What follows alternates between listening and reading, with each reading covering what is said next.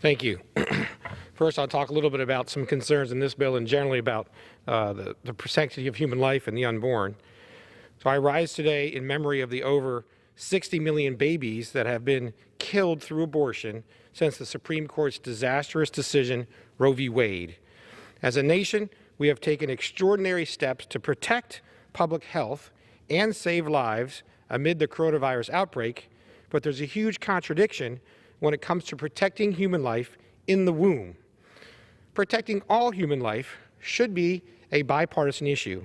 Yet today, President Biden is driving policies like taxpayer funding of abortion and naming pro-abortion extremist Xavier Becerra as the Health and Human Services Secretary.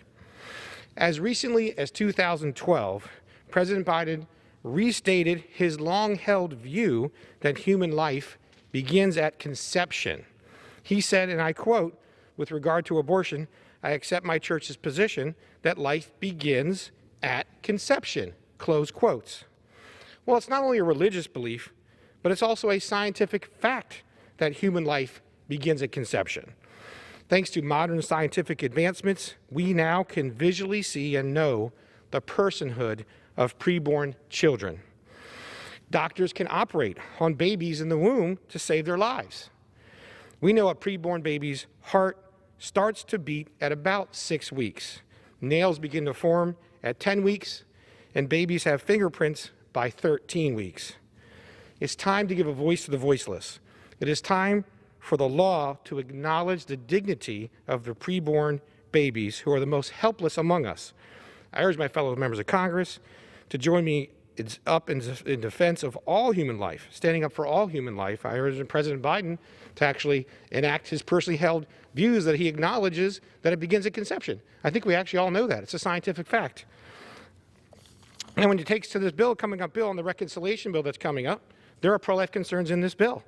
For starters, it fails to include the traditional, what we call the Hyde protections. That's a long-standing policy in Congress that your taxpayer dollars do not go for abortions. This bill waives that. It enables taxpayer funding of abortion. There's more than $414 billion taxpayer dollars supposedly intended for COVID-19 relief that have no Hyde protections. So we're talking a lot about the cancel culture. You have on the one hand, a division in this country. Many of us believe it's the taking of a human life. It's killing. It's murder. And we object to that. But instead of respecting our views, you actually want to take money from us through taxes and use our actual dollars to kill children. And you talk about cancel culture, at least respect the differences of opinion. But this bill doesn't do that. This bill we're going to vote on this week doesn't even do that. It gets rid of the high protections. It's taxpayer funded abortion.